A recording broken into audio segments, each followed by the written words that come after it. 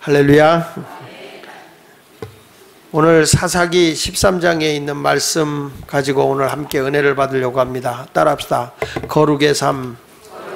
오늘은 거룩의 삶에 대한 말씀을 가지고 함께 은혜를 받도록 하겠습니다. 이런 얘기가 있죠. 시험관 개구리라는 얘기가 있는데, 그 내용이 뭐냐면 개구리를 이렇게 뜨뜻한 물에다 놓으면, 좀 약간 뜨거운 물에다 놓으면 개구리가 깜짝 놀라서 튀어나간대요. 시험관에서 시험을 해보니까 개구리를 잡아서 했다는데 물이 이제 뜨겁잖아요. 그러면 펄펄 끓는 물은 아니고, 펄펄 끓으면 뻗지, 그렇죠? 뜨거운 물에다 놓으면은 이 개구리가 펄쩍 뛰어나간다, 놀래가지고. 그런데 찬물에다가 개구리를 놓으면 개구리가 가만히 있대, 시원해서. 근데 거기서부터 서서히 온도를 올려서 물을 뜨뜻하게 하면 온도가 올라가는지를 모른대요, 개구리가. 서서히 올리기 때문에. 그래가지고 펄펄 끓는 100도로 올려도 그냥 거기서 익는데야, 개구리가. 근데 순간적으로 뜨거우면 놀라서 튀어나가지만은 서서히 이렇게 물을 데펴 나가서 끓이면은 조용히 돌아가신다는 거예요. 이제 개구리의 시험관을 통해서 나온 이야기인데, 역시 우리 신앙도 마찬가지입니다. 오늘 이 삼손에 대한 얘기를 하려고 하면서 보면, 삼손의 시대 때도 보면 세상에 근심과 걱정이 없어요. 너무 편안하고 태평한 거예요. 그러니까 저들의 신앙이 하나님을 향할 틈이 없어요. 하나님을 향하지를 못해요. 그 결과로 인해서 불행이 오기 시작하는 거거든요. 오늘 저는 여러분들과 함께 은혜 받으려고 하는 말씀은, 이런 험악한 세상에서, 이런 죄악된 세상에서, 또 우리를 편안하게만 해주려고 하는 그런 세상에서 내가 무엇을 놓고 살아야 되냐면, 구별된 삶을 살아야 된다, 거룩의 삶을 살아야 된다 하는 내용을 가지고 함께 은혜를 받도록 하겠습니다.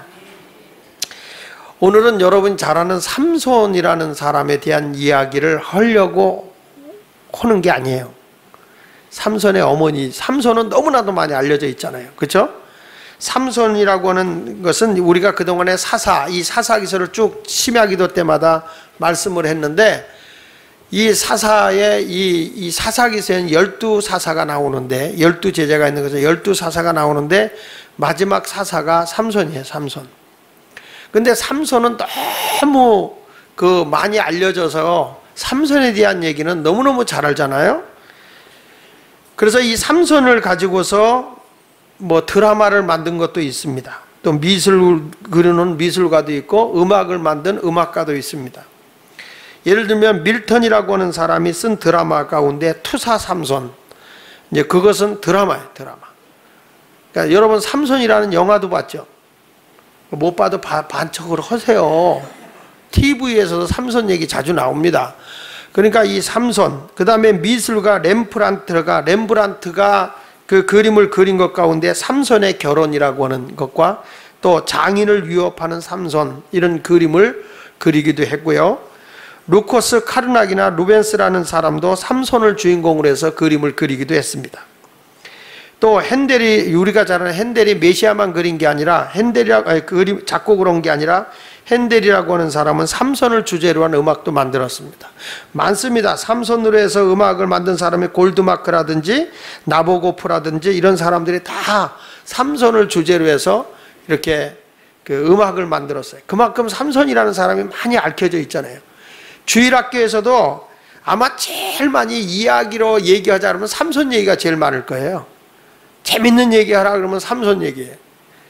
그만큼 삼손이라는 사람은 정말 전설적인 사람과 같은 거 아닙니까? 자기 힘을 가지고서 말이죠, 사자의 입을 맨손으로 찍지를 않나? 또 나귀의 새 턱뼈를 가지고서 1,000명을, 그 군인들 1,000명을 나귀 턱뼈로 죽이지를 않나?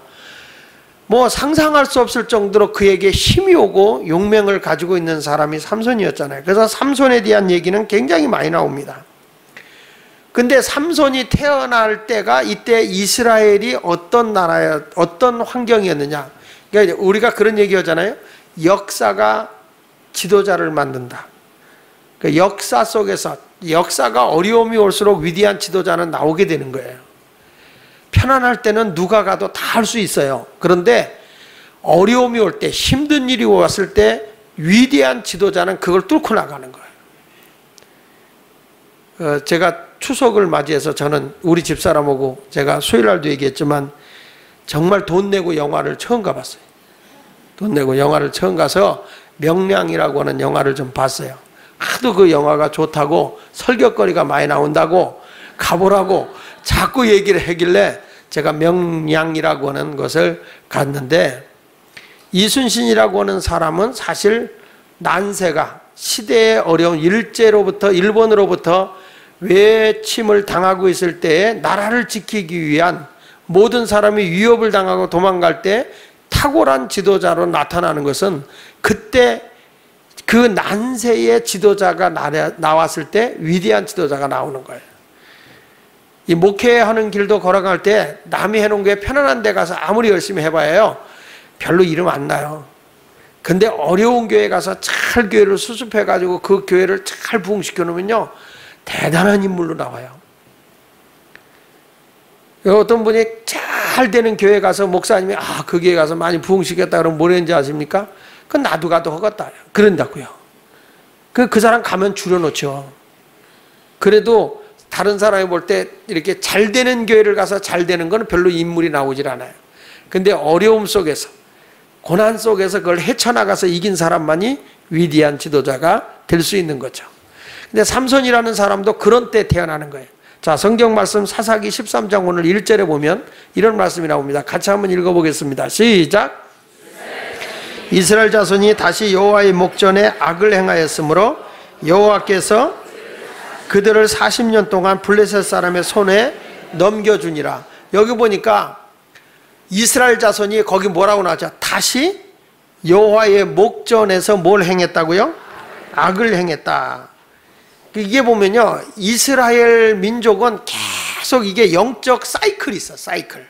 영적 사이클이 있어서 이렇게 올라갔다 내려갔다 올라갔다 내려갔다 그래요. 예를 들면 이스라엘 백성들이 하나님 앞에 죄를 범해요. 죄를 범하고 나면 하나님이 징계를 해요. 하나님이 징계해서 너무너무 고통을 당하면 하나님 앞에 회개하고 막 울부짖으며 우리를 구원해달라고 기도를 해요. 그럼 또 하나님이 그들에게 사사라는 위대한 지도자를 세워서 그 나라를 구원해줘요. 그러다 보면 평안해져요. 자, 우리 한번 성경을 찾아가면서 얘기를 해요. 여러분 쉽게 얘기할 거예요. 사사기 3장 7절. 사사기 3장 7절. 이게 첫 사사가 등장하는데 사사기 3장을 한번 보겠습니다. 앞에서부터 보면 사사기 3장 7절에 보면요. 지난번에 사사 온니엘에 대해서 뭐 설교는 했지만 다시 한번 정리해 보면 7절에 보시면 이스라엘 자손이 다 같이 이스라엘 자손이 여호와의 목전에 뭘 행하여? 악을 행하여 그랬어요. 그래서 하나님이 악을 행하니까 우리 하나님께서 이스라엘에게 뭐 했다고 그랬어요? 진노했어요. 막 거기 이 하나님을 잊어버리고 막 그들이 우상을 숭배하니까 하나님께서 그들을 진노하사 그들을 메소보다미아 왕 구산 리사다임이라고 하는 사람에게 팔았다. 구산 리사다임이라는 뜻은 독짓는 늙은이라고 말하는 의미를 가지고 있다고 이스라엘 백성이 별명을 붙여준 거예요. 하도 악랄해가지고. 여러분들도요 하나님을 잘 섬겨야 편안한 거예요.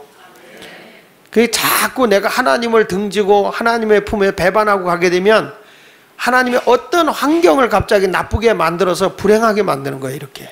그러면 사람이 어려우면 뭐가 나와요? 하나님 잘못해서 회개가 나오죠.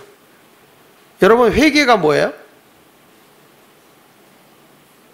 눈만 멀뚱멀뚱 하지 말고 회개가 뭐예요? 방언하지 말고 확실하게 얘기해봐. 이러지 말고.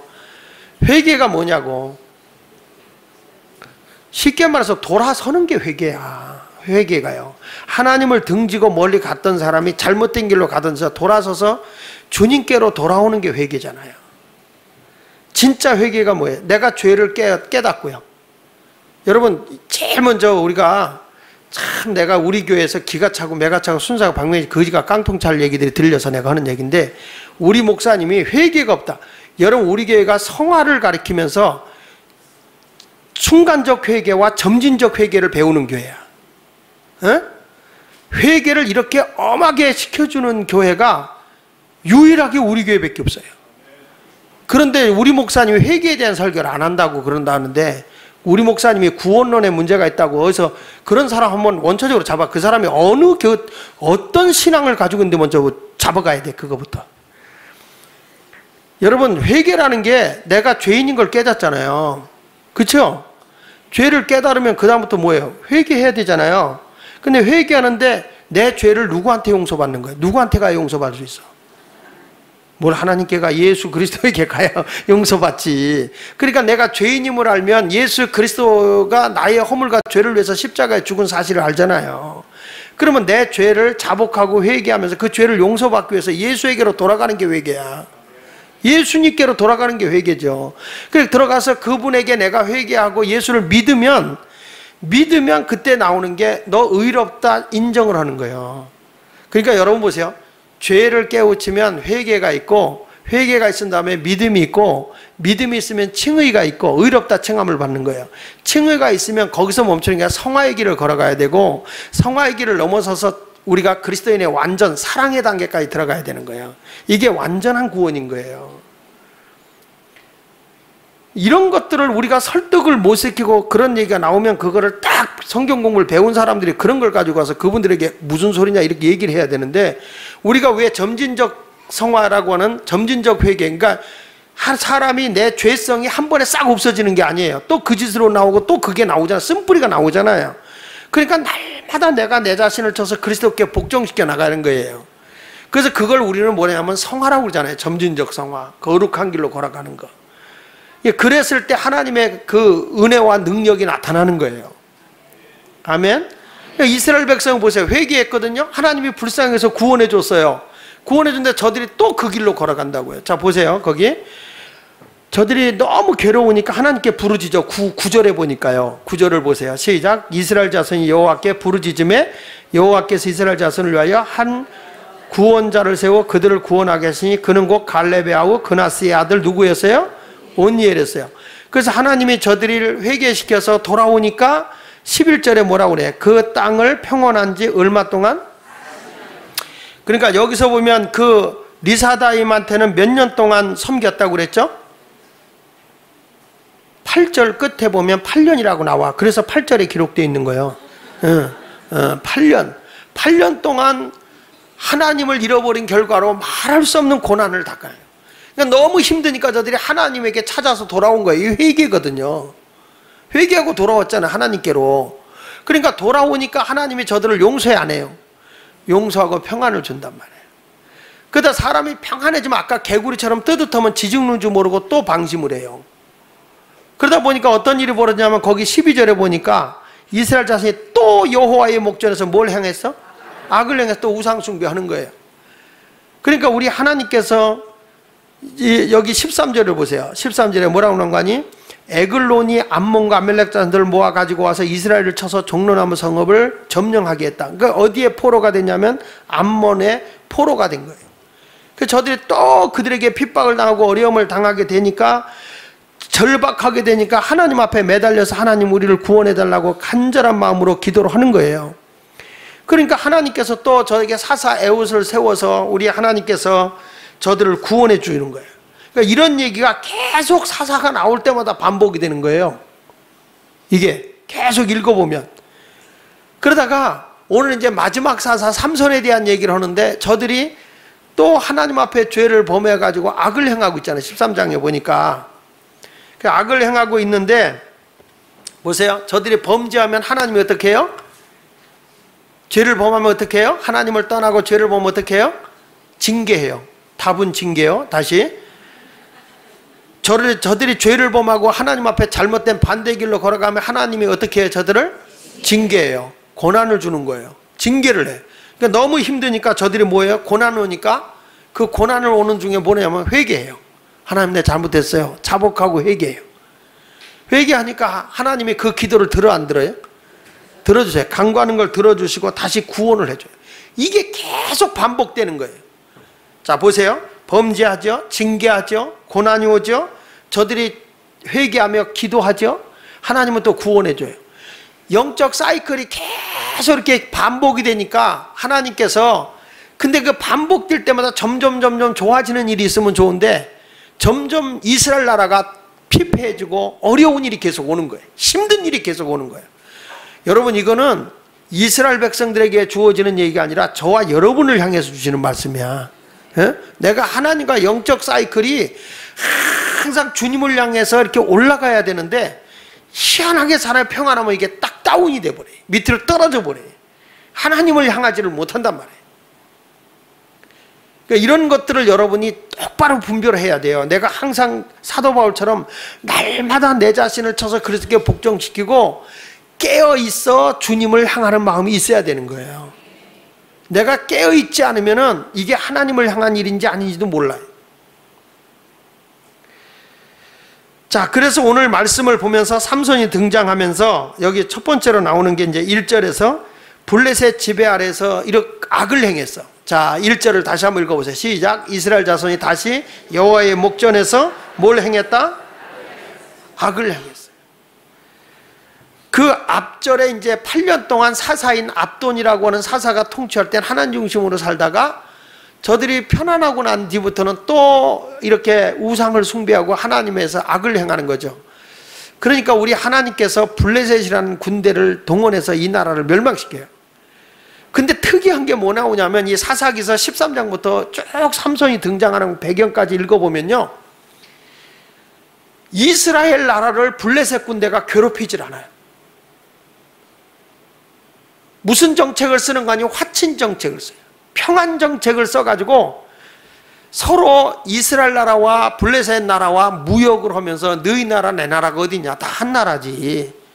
그러면서 이 포로로 끌고 왔다고 막 학대를 하거나 핍박을 하거나 그런 게 아니라 너희나 우리나 같이 결혼하자. 그래서 막 결혼도 막 시키는 거예요. 블레셋 사람이나 이스라엘 사람이나 막 결혼하고, 마치 중국이라는 나라가 홍콩하고 하나가 되듯이 하나가 됐잖아요. 그 영국이 통치하다가 이제 이렇게 중국하고 지금 하나가 됐는데, 가면 홍콩은 별개의 나라같이 살잖아요. 근데 이게 전혀 그런 것이 없이 너무 편안하게 사는 거예요. 너무 고통이 없는 거예요. 학대받는 것도 없고 포로로 끌려갔다고 해서 불편한 것도 없고, 자기 나라 사람이나 그 나라 사람이나 너무 똑같이 대우해 주니까 종교적인 문제만 다를 뿐이지 다른 건 너무너무 평안한 거예요. 그러니까 성경에 재밌는 게 뭐냐면 이 사사기 13, 14장, 15장까지 보면요, 이스라엘 백성이 나라를 잃어버리고 계속 우상 숭배하는데도 고난이 왔다는 얘기가 없어요. 여기 고난을 당했다, 힘들었다, 고통스러웠다는 얘기가 하나도 안 나오고, 그러니까 저 사람들이 뭐가 안 나오냐면 하나님께 간구했다는 얘기가 없어요. 하나님께 기도했다는 얘기가 없습니다. 이 삼손 시대 때는 기도하질 않아요. 너무 편안하니까. 여러분 옆에서도 한번 보세요. 여러분이나 저는 그래도 늘 깨어있기 때문에 이렇게 기도 나오는 건데, 너무 편안한 사람은 기도 나오도 안 나오거든요. 찬송만 부르잖아요. 나의 마음속이 늘 평안해. 그것만 부르면서 안 나온다고요. 근데 어느 때 나오냐면은 어려운 일이 생기고 힘든 일이 생기면 아이고 하고서 하나님 앞에 간구하는 거예요. 그래서 목사는 늘 걱정이 뭐냐면, 늘 기도 나오던 사람이 안 나와도 걱정이요. 오다가 무슨 일이 생겼나, 집안에 무슨 일이 생겼나 걱정이고, 안 나오던 사람이 새벽기도 나왔다, 이거 진짜 걱정인 거야 이게. 예. 왜냐면 저 집에 또 무슨 일이 생겼구나, 무슨 아픔이 생겼구나. 사람이 어려움이 오게 되면 하나님을 찾게 돼 있는 거예요. 여러분, 그래서 우리가 살아가는 신앙생활 하면서 이 굴곡이라는 게 있는데, 어려움이 오는 것도 복이고, 너무 사람이요 너무 잘못된 길로 가는데도 평안하다, 이것도 저주요. 여러분, 주인이 돼지를 자꾸 긁어주면 먹을 걸 자꾸 잘 줘요. 돼지에게 복이죠. 말귀를 못 알아듣네. 주인이 자꾸 먹을 걸 탐스럽게 잘 주고 돼지가 오면은 막 긁어주면서 많이 먹어라 많이 먹어라. 주인이 자꾸 줘요. 이뻐서 잡아먹으려고? 아니야, 빨리 키워서 팔아먹으려고. 뭘 잡아먹게, 빨리 키워서 팔아먹으려고 그러는 거죠. 여러분 돼지 이뻐서 그런 게 아니라 내가 하나님 앞에 잘못된 길로 걸어가고 있는데 바른 길로 걸어가지 않고 있는데 내일이 계속 편안하다. 이거는 절대 복이 아닌 거야. 벌써 하나님의 사랑을 받는 자식이 잘못하면 부모가 야단쳐 안 쳐요? 그래서 미워서 야단치는 거예요? 사랑해서 야단치는 거예요? 그렇죠. 그래서 성경에 보면 하나님이 그랬잖아요. 내가 사랑하는 자에게 징계를 한다 그랬잖아요. 하나님이 사랑하는 자에게 징계를 하는 거예요. 징계를 받을 때 빨리 깨닫고 아이고 주여 하고 돌아서는 자가 복이 있는 거지. 버팅기는 인간이 있어. 하나님 더 쳐봐. 더 쳐봐. 그 어떻게 감당하려고 그래? 어떻게? 빨리 깨닫는 자가 복이 있는 거죠. 그래서 제가 아까 서론에서 따뜻한 그 찬물에선 그대로 있다가 미지근해지는 것도 모르고 익어가는 개구리가 있다고 했잖아요. 바로 이때가 바로 삼손이 나오기 전에 이스라엘 나라가 블레셋의 통치 아래 있을 때 이런 모습으로 살아가는 거예요. 그러니까 이 사람들에게 뭐가 빠졌어야? 따라합시다. 고난과 간구가 빠져 있었다. 그러니까 아픔이 없고 눈물이 없고 고통이 없으니까 하나님을 향해서 나오는 기도가 없는 거예요. 늘 평안함만 오는 거예요. 언젠가 제가 그런 말씀을 했어요. 여러분 1년 365일 날씨가 맑으면 좋아요? 나빠요? 나빠? 날씨가 항상 맑으면 좋겠어요? 흐렸다 갰다 비 왔다 맑았다 그래야 되겠죠? 만약에 비가 안 오고 계속 좋은 날씨만 있으면 땅은 사막이 되는 거예요. 사막이. 인생도 마찬가지인 거예요. 인생도 항상 좋은 날만 있으면 내 마음이 피폐해지는 거예요. 근데 내가 가정에 자꾸 자식 때문에 속상한 일 생기고 때로는 내가 사업에 경제적으로 어려운 일 생기고 부부간에 자꾸 싸움이 생기잖아? 그러면 이혼하려고 하지 말고 하나님 앞에 나 기도부터 해. 저 인간하고 못 산다 그러지 말고 자꾸 문제가 있을 땐 이게 이유가 없는 게 아니에요. 고난이 올 때는 하나님에게 간구하면 구원의 길이 열리는 거예요. 평안한 길이 열리는 거예요. 자기가 어려운 일이 오면 자꾸 이쪽으로 피해갈까 저리로 갈까. 지금 사람을 쫓아간다고 어느 교회로 간다고 그게 해결되는 게 아니라 내가 하나님을 찾는 게 중요한 거예요. 하나님을 찾고 만나는 게 중요한 것이지 어디를 이리 갈까 저리 갈까 우왕좌왕하고 앉아있으니까 신앙의 흔들림이 오는 거예요. 그래서 우리가 이 세상 문화에 젖어들지 말고 하나님을 가까이 하는 자가 되시기를 바랍니다. 우리들도 이 블레셋으로부터 통치를 받을 수가 있거든요. 블레셋은 영적으로 뭘 가리냐면 세상을 가리키는 거예요. 그러니까 우리가 나도 모르게 세상 문화에 젖어 들어갈 수 있거든요. 그것이 하나님과 원수가 되는 거예요. 그럼 우리가 재앙이 올 수밖에 더 있어요. 성경 말씀 요한일서 2장 15절에 보면 같이 읽어봅니다. 시작. 이 세상이나 세상에 있는 것들을 사랑하지 말라. 누구든지 세상을 사랑하면 아버지의 사랑이 그 안에 이 세상을 사랑하면 아버지의 사랑이 그 안에 없다는 거예요. 여러분은 세상이 더 좋아요? 주님이 더 좋아요? 솔직히 세상이 더 좋아요? 하나님이 더 좋아요? 거짓말하면 지옥 갑니다. 확실하게 얘기하세요. 야고보서 4장 4절에는 이렇게 말합니다. 야고보서 4장 4절에 보면 시작. 가늠한 여인들아 세상과 벗된 것이 하나님과 원수됨을 알지 못하느냐. 그런즉 누구든지 세상과 벗이 되고자 하는 자는 스스로 하나님과 세상과 친구가 되고 세상이 너무 좋은 거야.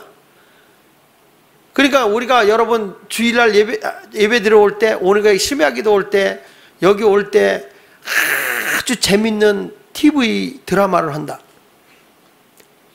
글로 끌려요? 예배 들어오는 여기가 끌려요? 그럼 여러분은 그게 끌리니까 여기 왔겠죠. 그러니까 안 온 사람들 보고 내가 하는 얘기예요. 근데 그런 사람들은 다 뭐냐면 세상과 벗이 되고자 하는 사람 하나님과 원수가 된다는 거예요. 자, 그렇다고 우리는 여러분 세상을 등지고 살 수 있어요? 예? 예수님이 이런 말을 했어요. 너희는 세상의 빛이요 소금이다. 너희는 세상의 빛이요 소금이다. 빛은 비춤으로써 어둠을 몰아내는 거예요. 소금은 녹아서 스며들어가서 맛을 내는 게 소금이에요. 그럼 우리가 소금이라고 하는 빛은 어디로 들어가냐면 어둠, 세상에 들어가야 돼요. 세상을 비춰야 돼요. 그리고 여러분 우리가 볼 때 소금이라고 하는 건 녹아져서 들어가서 부패되는 걸 막아주고 맛을 내는 거란 말이에요. 근데 분명히 성경은 우리에게 뭐라고 일러주는 거냐면 세상을 절대 등지지 말라는 거예요. 자, 성경이 이렇게 말하잖아요. 자, 보세요. 고린도전서 5장 9절로 10절에 보면요, 내가 너에게 쓴 편지에 음행하는 자들을 사귀지 말라 하였거니와, 이 말은 다 같이, 이 세상에 음행하는 자들이나 탐하는 자들이나 속여 빼앗는 자들이나 우상 숭배하는 자들을 도무지 사귀지 말라 하는 것이 아니니, 만일 그리하면 너희가 세상 밖으로, 그러니까 우리가 오는가 세상을 사귀지 말라. 우리는 기독교는 세상 속에 파고 들어가는 거예요. 아멘. 이 내용을 표준세 번역에서는 이렇게 말했어요. 나는 내 편지에 음행하는 자들과 상종하지 말라고 여러분에게 썼습니다.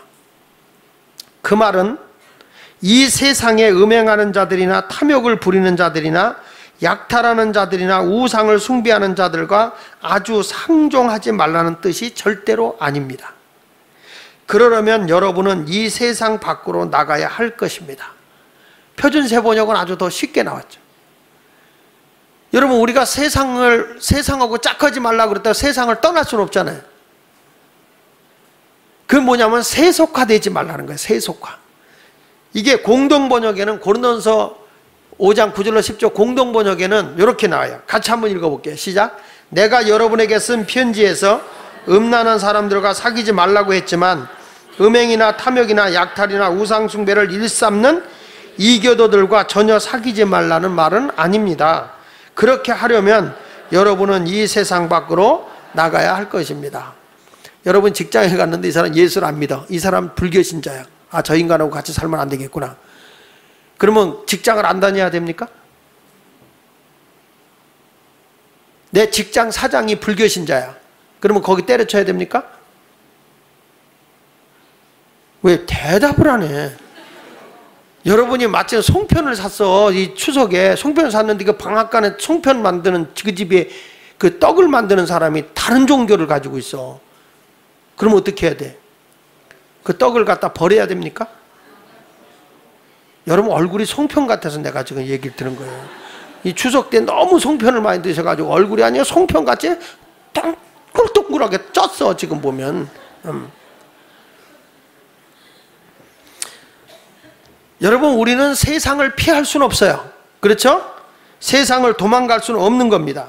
기독교는 세상을 등지고 은둔하는 종교가 아니에요. 그러면 세상은 뭐냐? 세상에 우리가 뭐가 되냐? 세상을 파고 들어가는 거예요. 기독교는 세상 속에 들어가는 거예요. 어둠 있는 곳에 빛을 비치는 거예요. 썩어가는 것을 썩지 않게 만드는 것이고 맛없는 세상을 맛있게 만드는 것이 기독교인이라는 거예요. 야, 우리 모여있는데 정말 맛이 없어. 재미가 없어. 그런데 예수 믿는 사람 가면 재미가 있어. 세상 재미가 아니에요. 이거는 영적인 재미가 있어야 되는 거예요. 이런 아름다운 삶의 모습이 드러나는 것을 얘기하는 것입니다. 지금 세상을 등지라는 게 아니에요. 우리는 세상의 빛과 소금으로 살라는 거예요. 세상에 함몰돼서 세상 사람과 똑같이 살지 말라는 거예요. 그것은 하나님과 원수가 되는 거죠. 세상의 가치관 속에 세상이 이걸 다 좋아하니까 나도 이거 좋아한다. 사도 바울이 천국을 소유하고 나니까 세상의 모든 것이 배설물 같다 그랬다고. 하나님 나라의 귀한 것에 비하면 세상의 것은 배설물과 같다. 원색적인 말로 하면 한 글자로 쌍디귿으로 쓰는 거예요. 배설물이라는 말은 고상하게 그걸로 쓰는 거지, 원색적인 말로 하면 뭐라고? 그렇지. 근데 우리는 바울이 버린 배설물을 복이라고 끌어안고 있다면, 내가 어느 목사님이 쓴 책에서 이렇게 말하죠. 똥차 교인이 들끓고 있다. 교회 안에는 예수가 내 안에 있는 게 아니라 바울이 버린 배설물이라고 하는 거를 축복이라고 끌어안고 앉았으니까, 여러분 그것은 내가 부자 되지 말라는 게 아니야. 부자 되세요.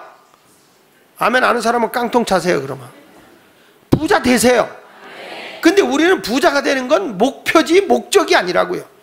우리가 분명히 부자가 되는 건 목적을 위해서 부자가 되라는 거죠. 내가 공부하는 것도 목적이 있어야 되는 거예요. 하나님께 영광이 되고 이웃에 유익을 주는 그 목적을 위해서 우리가 부자 되는 것이고, 그걸 위해서 공부도 하는 거, 그것을 위해서 우리가 열심히 믿음 생활하는 거 아닙니까? 아멘입니까? 네. 교회 와서 내가 은혜 받았다고 혼자만 다 그냥 좋아서 펄펄 뛰고 있는데 나로 인해서 하나님께 영광이 되고 다른 사람에게 유익을 주지 못하는 섬김의 삶이 이루어지고 있지 않다고 한다면 그게 무슨 은혜 있는 사람이냐고요. 교회 안에서만 모여갖고 우리끼리 모여서 박수치고 찬송하면서 막 좋다고 은혜 받았다고 할렐루야하고 자빠지고 뒹굴르고 막 떼굴떼굴 굴르고 아무리 그러면 뭐하냐고. 나가서 내가 세상에 빛이 되고 소금이 돼야지. 세상에 빛이요 소금이 되라. 교회 안에서만 끓고 있지 말라는 거예요. 세상을 섬기는 사람들은. 그 지금 여기서 뭐 블레셋이라는 나라가 통치하고 있어도 너무 평안하니까 하나님을 찾지 않는 거예요. 혹시 우리가 그렇게 될까 두렵다는 거예요. 하나님 앞에 매달려 기도해야 돼. 믿으시면 아멘 하세요. 우리가 교회를 짓고 이렇게 올리는데 여러분 이게 영적으로 우리가 앞으로 많은 영혼이 구원될 건 이런 성전을 짓는데 이 영적인 세계 속에서 악의 세력이 이걸 허게 그냥 내버려 두겠습니까? 마귀의 세력이 자기 영역을 침범당하는 더군다나 예수마을교회가 자꾸 지금 지역도 변화시킨다고 펄펄 뛰면서 예배당까지 새로 증축하고 있는데 그냥 내버려 두겠어? 그럴수록 더 기도해야지. 하나님만 매달려 기도해야지. 정신 바싹 차려서 지금 기도해야 할 때요 우리가. 그러면 하나님의 은혜와 능력을 더 많이 받게 될 줄로 믿습니다. 오늘도 주님은 말씀합니다. 세상에 함몰되지 말고 세상을 정복해라. 경고예요, 경고. 세상 사람을 살리는 사람이 돼야지 세상 사람과 똑같은 인생으로 살아가서는 안 된다. 지금 여기서 우리에게 첫 번째로 교훈을 주고 있는 내용이 그겁니다. 왜 평안함을 줬느냐? 저들에게 왜 부르짖지 않느냐? 다 저들을 너무 편안하게 해가지고 영적으로 지금 다 죽이고 있는 거거든요. 이런 때 하나님께서 누굴 등장시키는 거냐? 삼손을 등장시키는데 그 삼손, 왜 이 집안에 삼손이라는 사람이 등장하게 됐냐면 저는 삼손보다 더 위대한 게 누구냐면 어머니예요. 어머니. 그러니까 너무 삼손이 유명하다 보니까 삼손의 엄마는 잘 안 나오죠. 아세요? 삼손의 엄마? 뭐 들어요? 아니 성경에 나왔는데 모른다 그러면 안 되지. 여기 2절 봐. 2절 시작. 소르의 땅의 단 지파의 가족 중에 마노아라 이름하는 자가 있더라. 그의 아내가 임신하지 못함으로 출산하지. 바로 이 삼손의 엄마가 마노아야. 마노아. 누구라고요? 마노아야. 마노아. 근데 이 여자가 처음에는 아이를 갖지 못한 여자예요. 그런데 이 여인에게 하나님이 뭐라고 하냐면 내가 너에게 4절을 같이 읽어볼까요? 자, 3절을 읽어봅시다. 시작. 여호와의 사자가 그 여인에게 나타나서 그에게 이르시되 보라, 내가 본래 임신하지 못함으로 출산하지 못하였으나 이제 임신하여 아들을. 그러니까 보니까 뭐냐면 하나님이 이스라엘 나라를 구원하기 위해서, 이스라엘을 건져내기 위해서 우리 하나님께서 지도자를 세우는데 세상에 아직 지도자가 없는 거예요. 그래서 누구를 세우냐면 삼손이라는 자를 출생시키는 거예요. 하나님이 이스라엘을 애굽에서 구원하려고 할 때 우리 하나님이 누구를 훈련시켰냐면 모세를 훈련시켜서 이미 어렸을 때부터 그가 부모에게 버림을 당해서 애굽에서 40년을 자라게 하잖아요. 40년. 그것도 어디에서? 애굽 궁궐에서. 그리고 그가 광야에서 40년을 또 살게 하잖아요. 이스라엘 백성을 애굽에서 이끌고 나와 광야의 길을 걸어가야 되니까 광야의 생활을 40년 훈련시키는 거예요. 백성을 살려내기 위해서. 그러니까 세상의 모든 일은요, 내가 사고치고 내가 저지르는 것 같은데 내 인생을 주관하시는 분이 하나님이신 거예요. 믿어야 돼요, 여러분. 내가 먹고 살고 잠자고 내 멋대로 하는 것 같은데 내 인생을 주관하는 분이 하나님이라니까. 그래서 내 인생의 주권자, 나를 통치하시는 분이 누구냐? 전능하신 하나님이라니까요. 세상의 모든 것은 우연이 아니라니까. 내가 꼭 이것이 하나님이 무엇을 필요하다 할 때 우리 하나님께서는 사람이 필요하면 사람을 붙여주는 거고요, 어떤 것이 계기가 되면 꼭 그런 일들이 일어나게끔 해주세요. 그러니까 여러분 인생을 살아갈 때마다 무슨 일을 하냐면 하나님이 나에게 사람을 붙여준다는 믿음을 가져야 돼요. 늘 깨어 있어야 돼. 그래서 깨어 있어야 돼. 차를 타고 가면서도 주님과 기도하고, 주님 오늘도 내 한 생각이라도 주님을 잃어버리지 않게 하시고 주님과 함께하는 삶을 살게 해 주십시오. 믿습니까? 여러분, 내가 무엇인가 해야 될 때면 오직 머리에 그게 들어보세요. 다 그런 것만 보입니다. 교회 질 때 되면요, 교회 좋은 것만 다 보입니다. 사람이 무엇인가 이제 옷을 사려고 하면 자꾸 사람이 이렇게 지나가다가 옷 사려고 할 때 옷가게를 자꾸 기웃기웃댑니다. 왜냐하면 머릿속에 뭐가 들어있기 때문에? 옷이 들어있기 때문에. 오늘 점심은 뭐 먹을까? 자꾸 머릿속에 먹을 걸 생각하면 식당이 자꾸 보입니다. 안 그렇습니까? 그건 마찬가지예요. 내 인생의 주권자는 하나님임을 믿고 나가면 하나님이 나를 정확하게 추적하시고 필요한 무엇이 있어야 할 줄 아시는 하나님께서 만남도 허락하시고 내 갈 길도 인도하시는 분이 하나님이신 거예요. 그걸 무시해버려. 그런 영적으로 깨워서 그걸 빨리 깨닫아야 되고 하나님의 인도하심을 빨리 캐치해야 되는데 그걸 캐치 못하니까 미련한 곰탱이로 사는 거죠. 순간적으로 하나님이 좋은 남자도 데려다주면 빨리 잡아야지. 그걸 뭐 요리 따져보고 저 하나님이 주신 거라면 죄야 하고 잡어. 아멘 안 하는 사람은 뭐 할 수 없지. 자, 여러분, 오늘 우리에게 디모데후서 1장 5절에도 보면 디모데라는 사람이 어려서부터 부모의 신앙을 이어봤잖아요. 왜 바울이 디모데를 내 믿음의 아들이라고 그럽니까? 그가 이런 고백을 했죠. 자, 이는 내 속에 무엇이 없는 믿음? 거짓이 없는 믿음이 있음을 생각함이라. 이 믿음은 먼저 누구에게? 내 외조모 로이스, 외할머니 로이스와 또 내 어머니 유니게 속에 있더니 내 속에도 그 있는 줄을 확신하라. 바울이 지금 하는 얘기예요. 디모데의 그 인격적인 신앙이 어디서부터 왔는가 봤더니 외할머니와 어머니로부터 와졌다는 거예요. 삼손이라는 사람이 이렇게 하나님 앞에 크게 쓰임 받을 수 있는 아이로 출생하게 된 이유가 왜 그러냐 그러면은 그 삼손의 어머니, 그 마니아라고 하는 어머니를 통해서 그 믿음이 자라게 되는 거예요. 그가요, 다른 사람들은 전부 다 딴 데로 떠나가 버려요. 다 떠나가. 그런데 오직 믿음의 자리에 하나님이 이스라엘 땅에 끝까지 버티고 있는 단지파. 그 중에서 이 마니아의 가족만, 그 남편과 그 아내만이 그 자리를 지켜 하나님이 원하시는 땅에 거하는 거예요. 그러니까 하나님의 사자가 찾아와서 너에게 아들이 있을 것이다. 오늘 여러분들도 절망 중에 있을 때 성령이 내게 오시면요, 여러분의 불가능했던 것이 다 살아나는 역사가 임합니다. 성경 말씀 읽어봅니다. 로마서 8장 11절에 보면 이런 말씀이 나와요. 자, 여러분들도 기적 있는 삶을 살아가시길 바랍니다.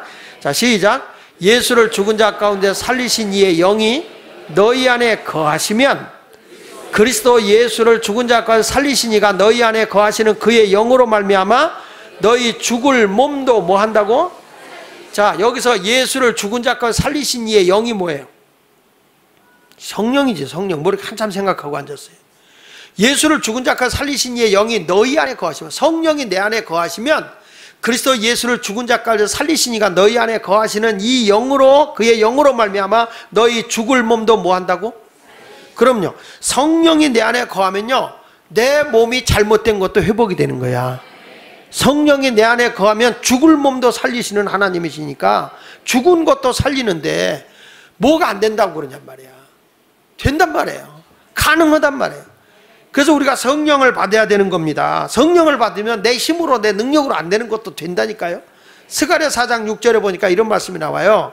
시작. 그가 대답하여 이르시되 여호와께서 스룹바벨에게 하신 말씀이 이러하니라. 만군의 여호와께서 말씀하시되 이는 힘으로 되지 아니하며 능력으로 되지 아니하고 오직 나의 영으로 되느니라. 믿습니까?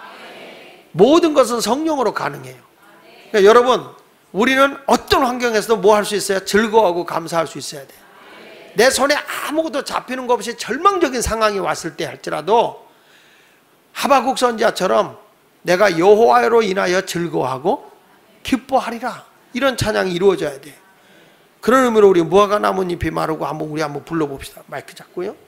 여러분, 그 방송실 준비가 됐나요? 무화과 나뭇잎이 마르고 포도 열매가 없으며 감람나무 열매 그치고 논밭에 식물이 없어도 우리의 양떼가 없으며 외양간에 송아지가 없어도 난 여호와로 인하여 즐거워하네. 한번 같이 불러봅시다.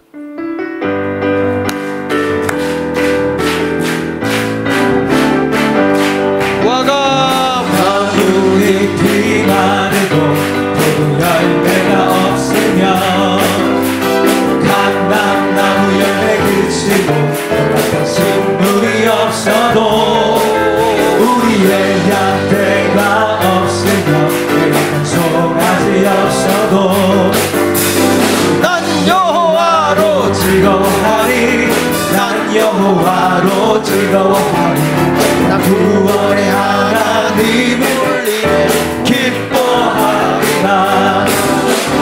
나무잎이 마르고 열매가 없으며 감람나무 열매 그치고 식물이 없어도 난 여호와로 우리의 양떼가 없으며 송아지 없어도 할렐루야. 난 여호와로 즐거워하리.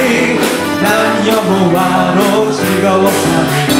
구원의 하나님을 인해 기뻐하리라. 누구로 인하여 기뻐하라고요? 그러니까 예수 그리스도를 살리신 영이 너희 안에 거하시면 그 죽은 몸도 다시 살릴 수 있다는 거예요. 여러분이 어떤 질병을 가지고 왔다 할지라도 오늘 이 시간에 성령이 내 안에 거하시면 주님의 능력으로 다 해결될 수 있어요. 이 말씀을 믿어야 돼. 믿어야 돼. 하나님 말씀을 그냥 저건 장 목사가 하는 거다가 아니라 저는 성경에 있는 말씀만 여러분에게 증거해 주는 거예요. 전능하신 하나님이 우리를 믿으면 능치 못함이 없는 거예요. 자, 여기서 그러면 우리가 이런 능력을 경험하기 위해서는 뭐가 돼야 되냐? 하나님이 반드시 이 마니아에게, 이 삼손의 어머니에게 지금 뭘 얘기하냐면 내가 거룩함을 가지라는 거예요. 여기 성경 말씀 사사기 13장 4절로 5절에 보면은 이렇게 마노아를 통해서 하나님께서 지금 하고 있는 말씀입니다. 시작. 그러므로 너는 상과 포도주와 독주를 마시지 말며 어떤 부정한 것도 먹지 말지니라. 보라, 내가 임신하여 아들을 낳으리니 그의 머리 위에 삭도를 대지 말라. 이 아이는 태에서 나옴으로부터 하나님께 바쳐진 나신. 이 나신이라는 말은 구별된 사람이라는 뜻이에요. 구별된 사람. 자, 나신이 됨이라. 그가 블레셋 사람의 손에서 이스라엘을 구원하기 시작하리라 하시니라. 자, 여기서 보니까 이 마노아에게, 이 삼손의 어머니 마노아에게 지금 뭘 부탁하냐면 내가 하나님의 응답을 받고 하나님의 능력을 내가 경험하길 원한다면 구별된 삶을 살아라. 이 구별된 삶이라는 것이 거룩한 삶이에요. 다르게 살아라. 이 시대만 해도요, 얼마나 많은 사람들이 술을 좋아하는 문화 속에 사는지, 블레셋이란 나라가. 근데 우리 하나님께서 여기서 뭐냐면 포도주와 독주를 마시지 마라. 너는 거룩한 사람이 날 거니까 부정한 건 만지지 마라. 우리 옛날 어르신들은요, 그 태아 교육할 때, 뱃속에 있는 아이 교육할 때 함부로 그 나쁜 자리에 앉지 않게 하고 좋은 자리에 앉게 하고 자꾸 책을 읽게 하고 좋은 소리를 자꾸 듣게 했어요. 왜냐하면 태내 교육을 우리나라는 옛날부터 했어. 요즘에는 태나 교육을 안 해요. 태내 교육을 그냥 줬으니까 한다 그러면 막 부부간에서 소리 지르고 싸우고 그러면 애가 그대로 해요. 뱃속에 있는 엄마를 그대로 담는 거예요. 부부간에. 그러니까 다시 한번 말씀합니다. 여러분들은 오늘 거룩한 삶을 살아가면 하나님의 능력이 내게 올 수 있습니다. 지금 하나님께서 그에게 명령하잖아요. 절대 먹는 거 조심해라. 만지는 거 조심해라. 그 다음에 뭐냐?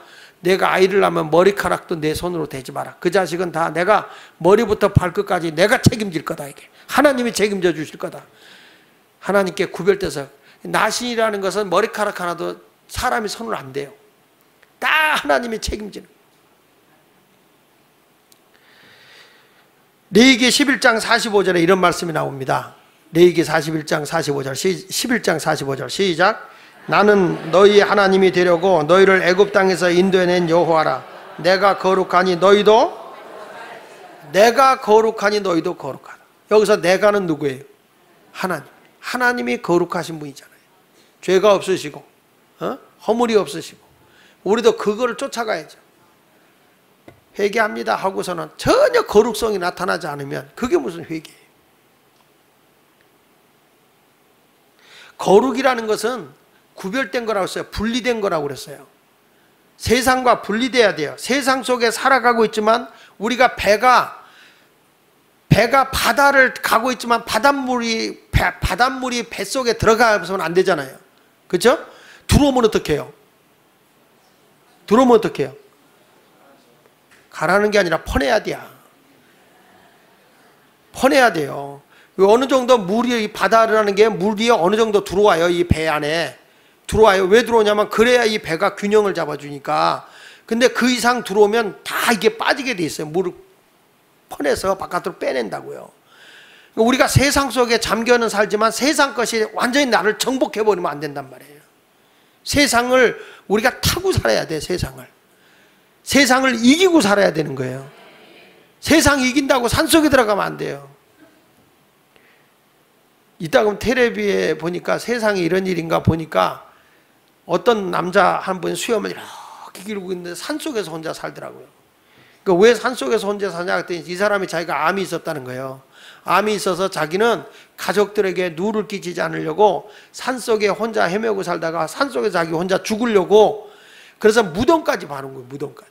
그러니까 자기가 거기로 이제 죽는구나 그러면 그 속에 들어가서 죽으려고 아무도 모르게 유봉언이처럼 이렇게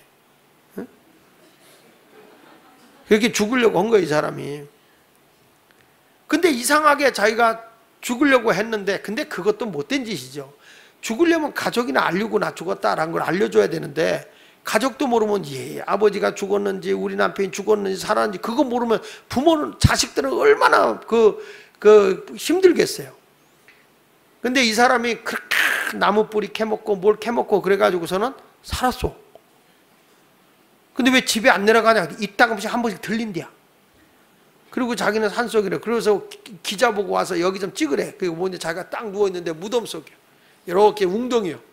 거기서 왜 그러냐? 내가 죽을 때면 여기서 누워서 그냥 혼자 죽으려고 이렇게 해놨대. 그 잘못되는 거지, 그거. 여러분, 그렇게 사는 것이 사는 게 아니에요. 세상과 등지고 사는 거 혼자만 살아서 사는 거냐고. 우리는 사회인이라고요. 세상 속에 들어가서 세상을 정복하고 세상을 바꿔야 되죠. 그렇게 살기 위해서는 어떤 사람을 길러내야 되느냐? 난 예수마을교회가 어떤 교회가 되냐? 하나님의 능력 있는 교회가 되기 위해서는 세상을 이길 수 있는 능력자를 키워내야 되는 거예요. 세상과 타협하고 세상과 적당하게 살려고 하는 그런 교회가 돼서는 안 된다는 거죠. 부정하게 살지 말고 하나님이 기뻐하는 삶을 살아갈 수 있기를 주의 이름으로 축원합니다. 자, 사사기 13장 24절 25절에 보니까 이렇게 말합니다. 자, 보십시오. 시작. 그 여인이 아들을 낳음에 그의 이름을 뭐라고 그랬어요? 삼손이라 하니라. 그 아이가 자라매 여호와께서 그에게 복을 주시더니 소라와 에스디올 사이 마하네단에서 여호와의 영이 그를 움직이기 시작하였더라. 그러니까 삼손에게 뭐가 들어간 거예요? 여호와의 영, 성령이 임한 거예요. 성령이 임하니까 삼손에게 성령이 임하니까 따라합시다. 세상이 감당치 못할 사람이 되더라. 블레셋 군대가 삼손을 감당 못해. 아무리 막강한 군사력을 가지고 와도 삼손이 하나님의 영에 붙들리니까 하나님의 능력의 사람이 되니까 나귀 턱뼈로 1,000명을 쳐 죽이고 세상에 수수께끼에서 졌다고 여우 꼬리를 300마리를 묶어. 그래가지고 블레셋 군대에 블레셋 나라의 그 농지를 다 아주 풍비박산 만들어 놓은 사람이 삼손이요. 거기다가 이 꼬리를 묶어가지고 거기다 불을 붙여버렸어요. 그러니 얼마나 300마리가 묶여가고 도망을 못 가고 말이야. 삼손이 그런 일을 잘했어요. 근데 삼손 얘기 들어보면 되게 재밌는 게 많아요. 여러분 삼손 여기 한번 이게 13, 14, 15장 한번 읽어보세요. 무지하게 재밌는 게 많아요. 근데 삼손이 어디서 이런 능력이 나왔냐면 성령이에요. 성령. 여기 다시 한번 보세요. 거기 25절에 보니까 여호와의 영이 그를 움직이기 시작하였더라. 성령이 삼손을 움직이기 시작한 거예요. 그러니까 하나님의 능력이 그에게 강력하게 나타나게 되는 거죠. 아, 그렇구나. 여러분, 하나님의 은혜를 받으면 사람이요 방종하는 길로 걸어가지 않고 헌신의 길을 걷게 돼 있어요. 하나님을 위해 헌신하는 길을 걸어가지 방종하는 길로 걸어가지 않아요. 은혜를 받은 사람은. 더군다나 성령을 받은 사람은요 능력자가 됩니다. 엄청난 능력이 나타납니다. 세상이 감당한다 못한다? 감당 못해. 어떤 사람은 그래, 당신은 왜 교회 가서 그러냐 그럴지 모르지만 성령의 능력의 사람이 가서 보면요 무슨 일에도 안 될 것 같은데 안 되는 일을 되게 만들어. 이게 성령의 역사예요. 그러니까 힘으로 능으로 안 되는 게 성령으로 되는 거예요. 그러면 이 성령의 능력이 내게 오게 하기 위해서는 무엇이 임해야 되냐? 거룩의 삶을 살아야 된다. 거룩한 삶. 우리 예수마을교회가 여러분 늘 제가 강조하는 거지만 밴드에서 거룩 운동을 계속 해야 된다. 철저하게 자기 죄를 자복하고 자기 죄를 이기고 싸워서 거룩의 길을 걸어가라. 점진적 성화를 기록하라. 회개를 날마다 해서 내가 거룩한 삶을 살아가게 되면 거룩 성령을 달라고 하기 전에 성령이 임해버려. 그냥 거룩의 삶을 살아가면 성령이 내게 임하면 어떤 사람이냐? 능력자가 된다니까요. 그러니까 쿨만 같은 여사가 여자지만은 성령을 받고 나서 얼마나 많은 환자를 고쳐버립니까? 미국 사회를 뒤집어놓은 거예요. 이렇게 어마어마한 일들을 행할 수 있었던 것이 뭐냐? 성령의 사람은 그런 거예요. D.L. 무디가 배움이 없는 사람이잖아요. 그러나 그가 성령의 불을 받잖아요. 지나가다가 마차를 타고 지나가다가 성령의 불을 받는데 얼마나 뜨겁게 받았는지 너무 뜨거워서 자기가 뛰어내려서 전봇대를 붙잡고 하나님 이제 그만 나 다 죽겠어요. 다 죽겠어요. 여러분 저 그 정도 한번 뜨거워봤어? 하나님 나 미치겠어요. 나 뜨거워 이제 그만. 우리는 성령 막 불 받아 하나님 이제 그만 한 적 없지요. 더 이러기만 했지. 그러니까 더 받으려고 방언에 더. 근데 이 무디는 그런 사람이야. 너무 성령의 역사가 강력하게 임하니까. 또 우리가 알다시피 웨슬리도 1738년 12월 30일 날 그 페터레인에서 성만찬하다가 1739년 1월 1일 날 새벽 2시 반에 저가 기도하다 입신해서 천국을 보게 되고 하늘의 성령의 위대한 역사를 경험하고 나서 부패된 영국 사회를 뒤집어 놓는 거예요. 변화시키는 거예요. 그 사람이 그렇게 할 수 있었던 것이 뭐냐? 성령의 능력인 거예요. 다른 것으로 되어지는 게 아니라 성령으로 되어집니다. 오늘 말씀을 기억하면서 하나님 나도 이제 기적의 주인공이 되게 해 주십시오. 그렇게 아멘 해가지고 기적이 안 와. 눈 땡그랗게 떠. 이제 다 끝났으니까. 자, 저 좀 보세요. 기적의 주인공이 되자. 기적의 주인공, 기적의 능력자가 되기 위해서는 성령이 내게 임해야 되는데 성령이 내게 임하려고 하면 어떤 삶을 살아야 된다고?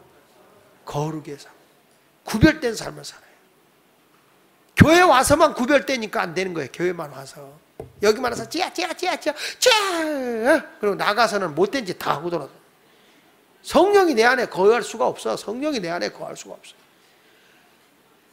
여러분 세상에 가면 믿지 않는 사람 만나요 안 만나요?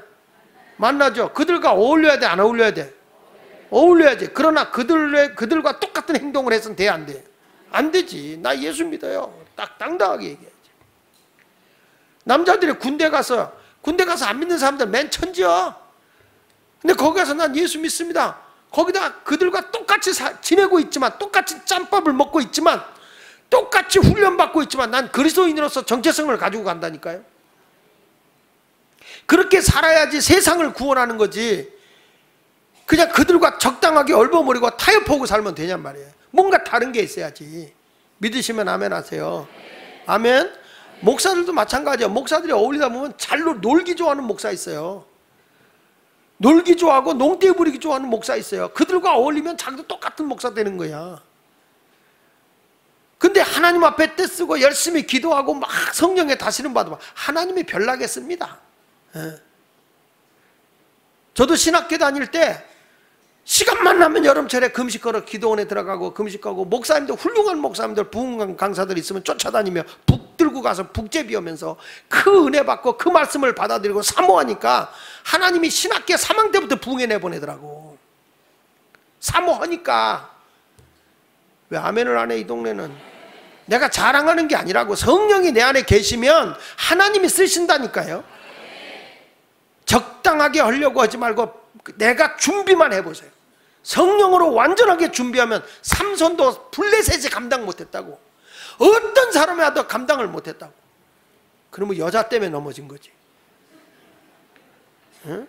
들릴라라고 하는 여자가 삼손씨 어디서 능력이 나와? 어디서 능력이 나와?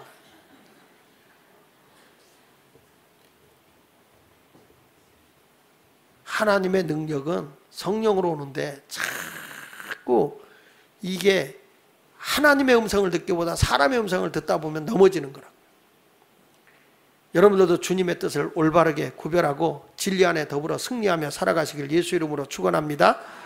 다시 한번 말합니다. 예수마을교회는 크게 예수마을교회는 구원론에 이상 없다. 아멘. 이번에 로마서도 다시 다 나와. 내 로마서도 그렇게 1장부터 11장까지 인간은 죄인이다, 전적으로 부패되고 타락됐다. 그랬는데 뭐 우리 목사 회개를 안 가르친다 이따위 소리라고 앉을 거예요.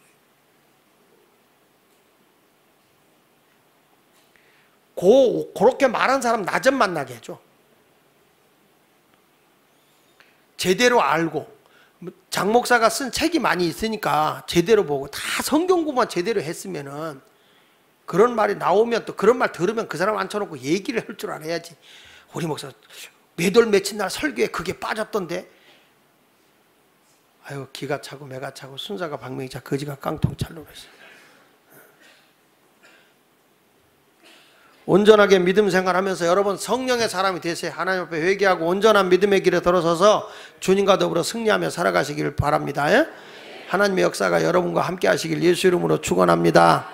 축원합니다.